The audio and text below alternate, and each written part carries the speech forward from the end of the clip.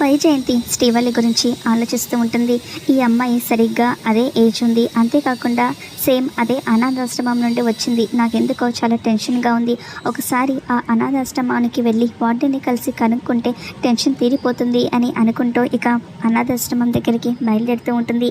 వైజయంతి అలా కంగారుగా వెళ్తూ ఉంటే దాప్తికి అనుమానం వచ్చి, ఏంటి శ్రీవల్లి వచ్చినప్పటి నుంచి అత్తయ్య గారు చాలా కంగారు పడుతున్నారు, ఆ అనాథాశ్రమం పేరు విన్నప్పటి నుంచి కూడా ఏదో తెలియకుండానే టెన్షన్ పడిపోతున్నారు, ఇప్పుడు ఎవరు చూడకుండా అలా బయటికి వెళ్తున్నారు అని దాత్రి వైజయంతిని ఫాలో అవుతూ ఉంటుంది.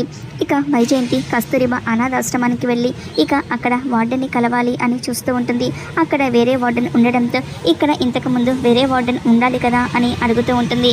వాళ్ళు ఇప్పుడు ఇక్కడ పని చేయట్లేదు, వాళ్ళు మా నాన్నగారు, ఇప్పుడు నేను ఇక్కడ పనిచేస్తున్నాను అని అక్కడ ఒక ఆవిడ చెప్పేసరికి, అవునా, నేను ఒకసారి మీ నాన్నగారితో మాట్లాడాలి అని వైజయంతి అడుగుతూ ఉంటే, సరే తీసుకెళ్తాను పదండి అని ఆవిడ ఇక ఆ వార్డెన్ దగ్గరికి వైజయంతిని తీసుకెళ్తూ ఉంటుంది. ఇక అక్కడికి వెళ్ళిన తర్వాత వార్డెన్ని కలిసిన తర్వాత 20 ఏళ్ల క్రితం జయ అనే ఒక ఆవిడ వచ్చి ఒక పాపను మీకు అప్పచెప్పింది కదా అని వైజయంతి గతమంతా కూడా ఆ వార్డెన్కి గుర్తు చేస్తూ ఉంటుంది. ఇక వార్డెన్ అంత విన్న తర్వాత, అవునవును గుర్తుంది, మీరేనా అది ఆ జయ అని వార్డెన్ అడుగుతూ ఉంటే, అవును, ఇప్పుడు ఆ పాప ఎక్కడుంది అని వైజయంతి అడుగుతూ ఉంటుంది. ఇక ఆ పాప పేరు శ్రీవల్లి, ఈ మధ్య అనాథాశ్రమం నుంచి పంపించేశాం అని ఇక అక్కడ ఉన్న వార్డెన్ చెప్పేసరికి ఇక వైజయంతి చాలా షాక్ అయిపోతూ ఉంటుంది. అంటే నేను వదిలేసిన ఆ బిడ్డ ఇప్పుడు నా ఇంటికి వచ్చిన శ్రీవల్లి ఒకరేనా అని వైజయంతి టెన్షన్ పడిపోతూ ఉంటే దాత్రి ఆ మాటలన్నీ విని చాలా షాక్లో ఉంటుంది. ఇక మరి ఏం జరుగుతుందో రాబోయే ఎపిసోడ్లో చూద్దాం.